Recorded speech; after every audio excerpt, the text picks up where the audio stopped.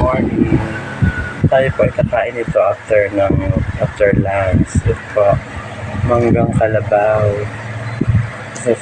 Isasasaw natin sa bagoong alamang. Bago ito yung sampalok. Nabili ko sa nagtitinda si ate nung gabi ng superiano sa Kalayo. Sabi niya matamis daw. Malalaman natin kung matamis na. Hindi kinain kagabi kasi walang hospital doon sa wala yata hospital, baka may sakta ng tiyan. Kaya ngayon natin after lunch kakainin, pero tikman natin yung isa yung totoong matamis niya. Oh.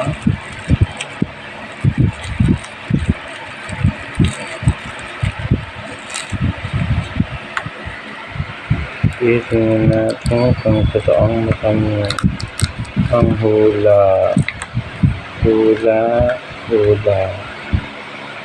Hindi ko mabuksan dahil hawak ko po ang cellphone.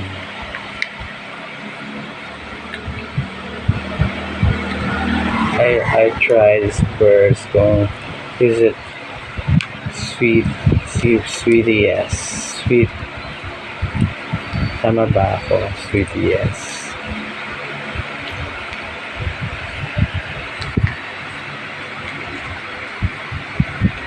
I'm going to taste it. It's either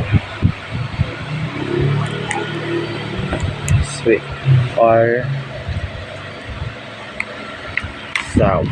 sour. Matamis nga siya. Parang maasukal. Hanggang dito na lang po. Bye-bye.